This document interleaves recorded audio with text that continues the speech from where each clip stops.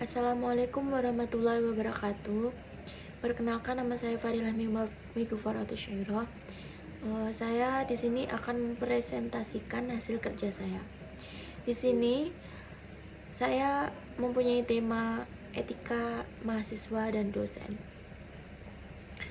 Jadi di sini kita bisa belajar etika, gimana sih etika dosen kepada mahasiswa, dan begitupun sebaliknya, gimana sih etika mahasiswa itu kepada dosen. Jadi gini, dosen itu pembimbing kita, orang tua kedua kita. Dosen yang menjalankan tugasnya untuk membimbing kita untuk maju ke depannya, untuk menyelesaikan perguruan tinggi ini dengan berbagai tanggung jawab yang telah dikerjakan, yang sudah dipegang. Misalnya untuk mengarahkan kita untuk beretika yang sopan santun, cara kita untuk menghormati orang, cara kita untuk belajar dengan baik. Itu adalah etika dosen kepada mahasiswa. Terus gimana sih etika mahasiswa kepada dosen? Jadi di sini mahasiswa juga memiliki etika kepada dosen kita. Contohnya apabila Bapak Musyafa ini mengajarkan kita untuk berakhlakul karimah, mengajarkan kita untuk sopan santun kepada orang yang lebih tua. Maksudnya bukan hanya orang tua saja yang kita harus sopan, namun adik-adik di bawah kita juga harus kita mengajarkannya.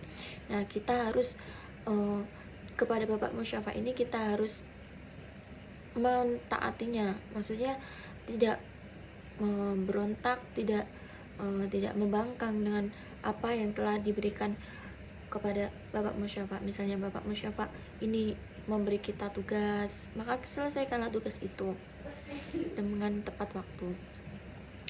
Dan kita harus bersopan santun kepada Bapak Musyafa, soalnya kan beliau dosen kita, dan dosen adalah orang tua kedua kita selain di rumah gitu. Jadi antara dosen dengan mahasiswa ini harus ada kolaborasi antara kesopanan. Jadi gimana sih dosen itu akan menghargai kita itu dengan usaha kita menghargai dosen gitu. Jadi kita harus baik, kita harus sopan santun, menghargai dan sopan santun lah kepada dosen kita. Jadi dosen pun akan ikut baik kepada kita, seperti itu. Lalu gimana sih adab yang baik sebagai mahasiswa? Selama saya menjadi mahasiswa, apa yang saya lihat dari teman-teman, dari teman-teman saya, kita sebagai mahasiswa ini harus patuh. Jadilah mahasiswa yang aktif, selalu memperhatikan apa yang telah diberikan Bapak Musyafa ini kepada kita, ilmu yang beliau ajarkan kepada kita.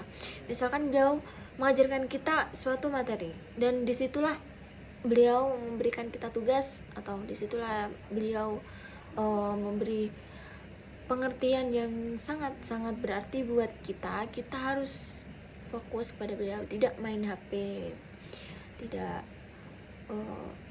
tidak menyepelekan beliau, memperhatikan dengan baik, dan harus kita ingat supaya nanti skripsinya kita diperlancar dengan materi apa yang telah diberikan Pak Musyafa, supaya kita bisa mengerti dan tidak ketinggalan